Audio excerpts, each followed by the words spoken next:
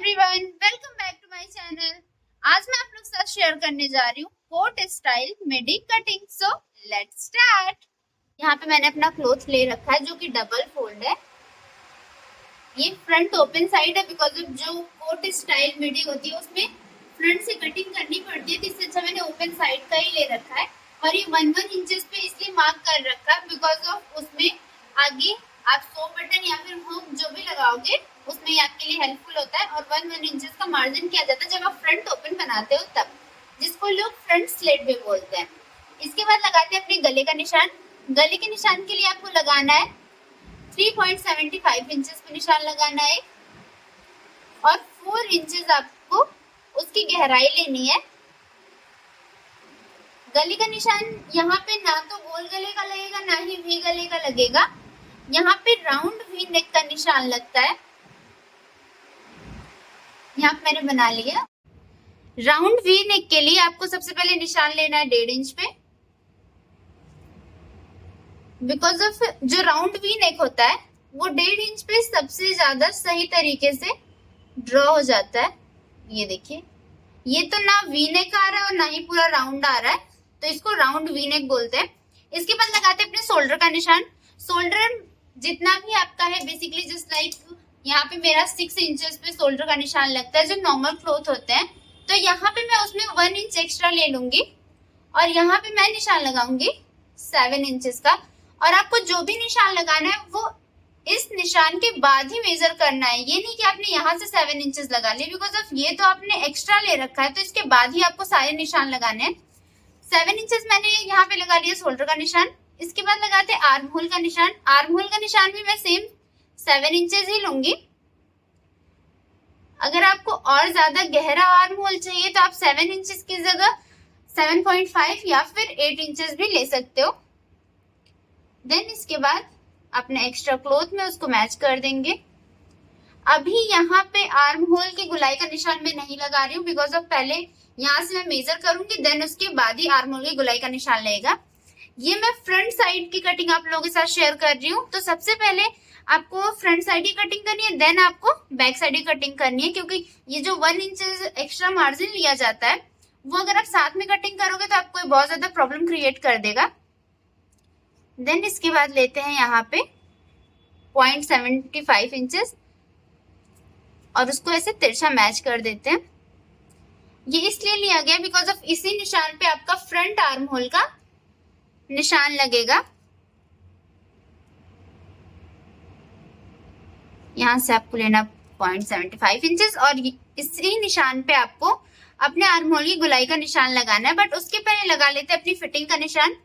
तो 32 इंचेस यहाँ पे मेरी चेस्ट की गुलाई है, तो 32 इंचेस का 4 पार्ट होता है 8 इंचेस और 8 इंचेस में हम लोग 0.5 इंचेस लूजिंग के लिए लेंगे, तो हो जाएगा हमारा 8.5 इंचेस। देन इसके बाद 2 इंचेस एक्स्ट्रा लेंगे मार्जिन के लिए। 2 इंच मार्जिन लेने के बाद अब इसी 2 इंच से हम लोग नीचे की तरफ लेंगे 16 इंच और उससे पहले अपने आर्म होल की गुलाई का निशान लगा लेते हैं। यहाँ तक आप अपने आर्म होल की गुलाई का निशान लगा सकते हो और इसके आगे अगर आप निशान लगाते हो तो आपकी कटिंग में चला जाएगा, तो उसका कोई प्रॉफिट नहीं होता है। तो वैसे आप कोशिश करो कि आपकी जो फिटिंग आ रही है वहीं तक आपके आर्म होल की गुलाई का निशान आए। तब यहाँ पे अपनी गुलाई का निशान लगा लेते हैं।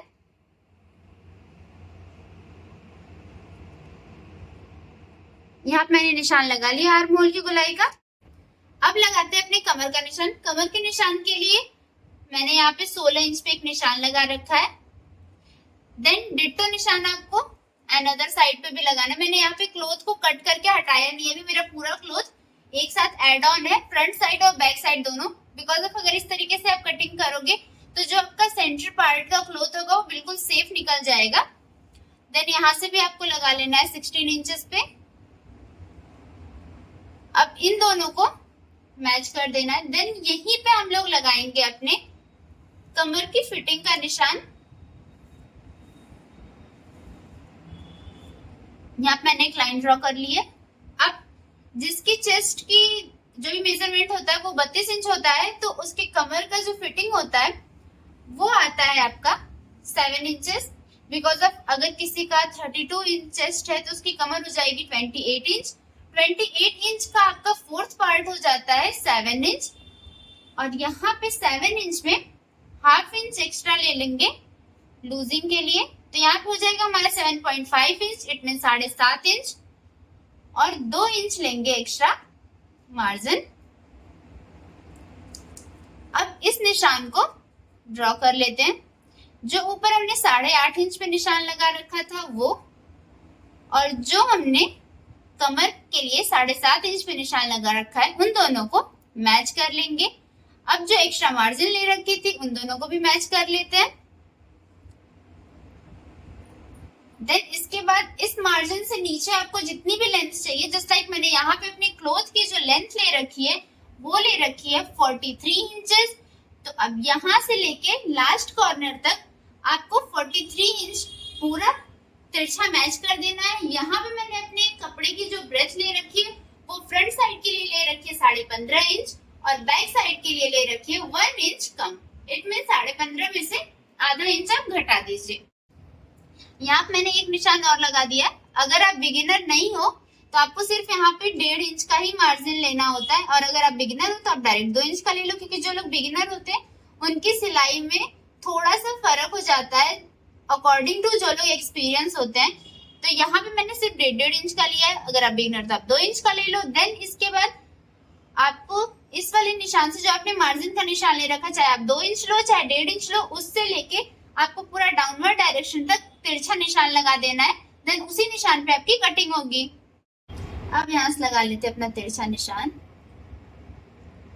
आप यहाँ पे चाहो तो स्केल का भी हेल्प ले सकते हो, स्केल की हेल्प से आप जल्दी निशान लगा लोगे, बार बार आपको उसको अपने हैंड के थ्रू प्रेस नहीं करना पड़ेगा। यहाँ तक मैंने निशान लगा लिया है।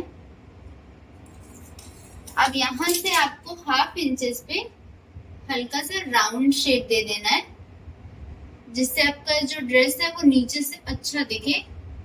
यहाँ पे मैंने हल्का सा राउंड शेप दे दिया। अब इसकी कटिंग कर लेते हैं। अब कर लेते हैं अपने गले की कटिंग। गले की कटिंग करने के बाद जो आपका ये क्लोथ बचेगा एक्स्ट्रा, उसको फेंकना नहीं है, उसी के थ्रू ही आपको अपने कोट कॉलर को डिजाइन करना है। तो इसको आपको बहुत संभाल के रखना होगा।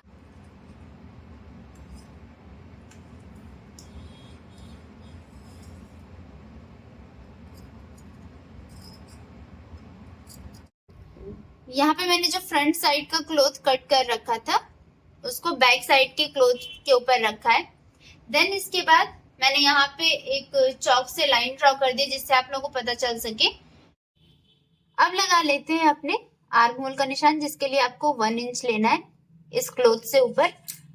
इसके बाद इसको गोलाई दे देना है। ये बन जाएगा आपका बैक साइड का आर्म होल। अगर आप किसी ऐसे कपड़े पे कटिंग कर रहे हो जो थोड़ा सा सिल्की है, तो आप एक पहले फर्मा बना लीजिएगा, देन उस फर्मे को रख के आप कटिंग कर लीजिएगा। अब करते हैं अपने बैक साइड की गले की कटिंग, जिसके लिए सबसे पहले लेना है आपको हाफ इंच। यहाँ पे मैंने आधे इंच पे निशान लगा दिया है, और ये जो गला है फ्रंट साइड वाला, वहां से आपको उसको राउंड शेप देते हुए मैच कर देना है। हाफ इंचेस में आपका बहुत लाइट सा राउंड शेप आएगा, तो बस आपको उतने में ही मैच कर देना है। इसके बाद आपको अपना शोल्डर डाउन कर देना है। शोल्डर डाउन करने के लिए आपको लेना है आधा इंच। यहाँ पे देखिए मैंने हाफ इंचेस ले रखा है। अब यहाँ से एक तिरछी लाइन ड्रॉ करेंगे और उसके थ्रू शोल्डर डाउन कर देंगे। यहाँ पे मैंने एक तिरछी लाइन ड्रॉ कर दी है।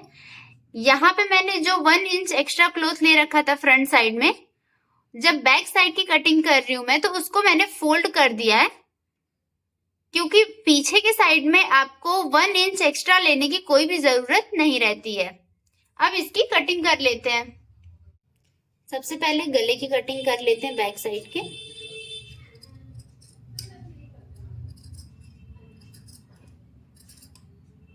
अब इसके बाद आर्म होल की कटिंग करते हैं, फिर कर लेंगे अपने शोल्डर डाउन की जो कटिंग है उसको कंप्लीट।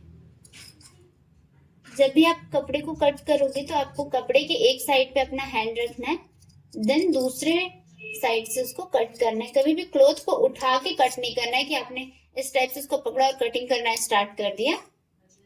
कर लेते हैं यहाँ पे अपने शोल्डर डाउन। इस कटिंग को करने के बाद आपको जो आपका फ्रंट साइड का क्लॉथ है उसको हटा देना है। देन आपको बैक साइड के क्लॉथ की कटिंग करनी है। यहाँ पे मैंने निशान ऑलरेडी लगा रखा था, तो आप भी चॉक के थ्रू उसको ड्रॉ कर लीजिएगा जिस भी कपड़े पे आप निशान लगा रहे हो उसका। अब जो निशान लगा रखा है हम लोगों ने, उस निशान पे कट कर लेंगे।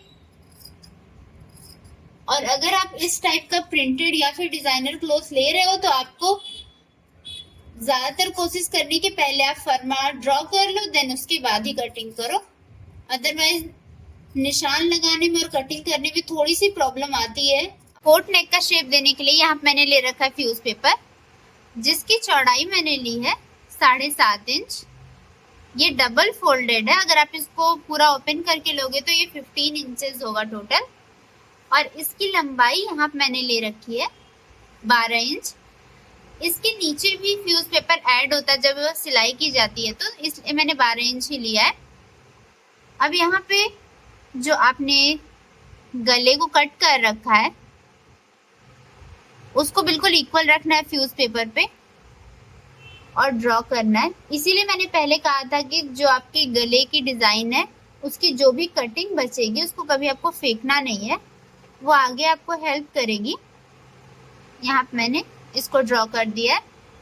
ड्रॉ करने के बाद अब यहाँ से 2.5 इंचेस नीचे मुझे एक निशान लगाना है और उस पर बिल्कुल सीधी लाइन ड्रॉ कर लेनी है। जितना निशान आपने यहाँ पे लगा रखा है उतना ही आपको डिस्टेंस लेनी है, तो मैं यहाँ पे अगेन 2.5 इंच लूंगी। प्रॉपर वे में डाउनवर्ड डायरेक्शन तक आपको 2.5 इंच लेना है। अब यहाँ से भी आपको 2.5 इंच ही लेना है।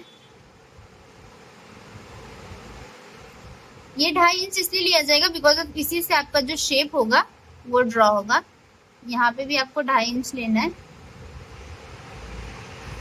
देन यहाँ पे भी आप 2.5 इंच लेंगे। यहाँ पे जब आप 2.5 इंच लेंगे तो ये पूरा फ्यूज पेपर ही आप ले लोगे। अब इसको आपको ड्रॉ कर देना है। यहाँ से आपको ड्रॉ करना है ऐसे राउंड करते हुए, बिकॉज ऑफ ये तो शेप जो रहेगा वो आपका दिखेगा और ये जो शेप होता है ये अंदर कपड़े में तुरपाई में चला जाता है। इसके बाद यहाँ से बिल्कुल स्ट्रेट आपको एक लाइन ड्रॉ कर लेनी है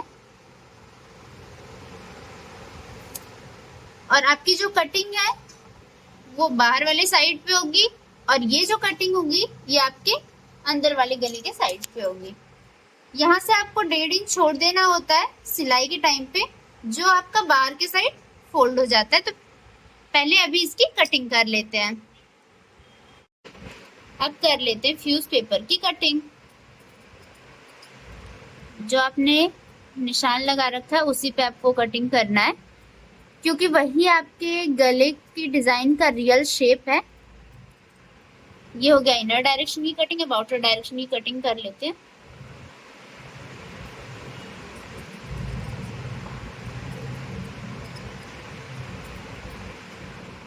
फ्यूज पेपर पे निशान लगाते टाइम आपको मेजरमेंट का बहुत ज्यादा ध्यान देना है, अदरवाइज आपको सिलाई के टाइम पे प्रॉब्लम फेस करनी पड़ सकती है।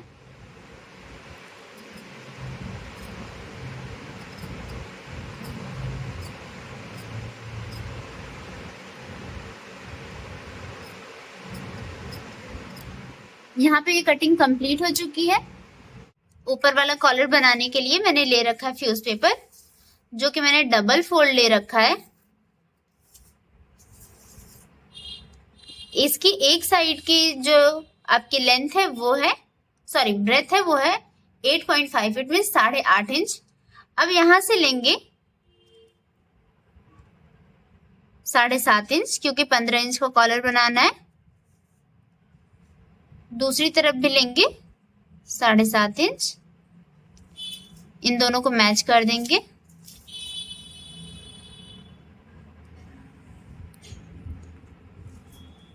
मैच करने के बाद अब आपको यहां से लेना है 3.5 इंच,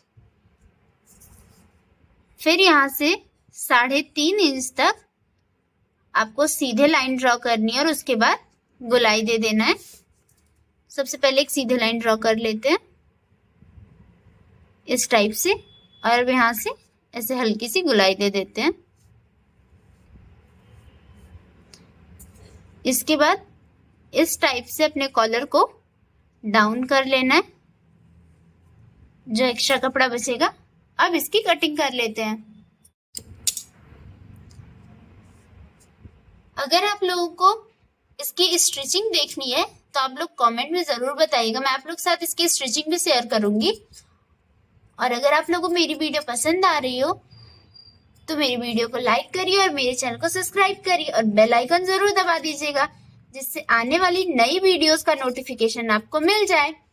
अब आपसे मिलते हैं अपने नेक्स्ट वीडियो में नेक्स्ट डिजाइन के साथ। Bye bye.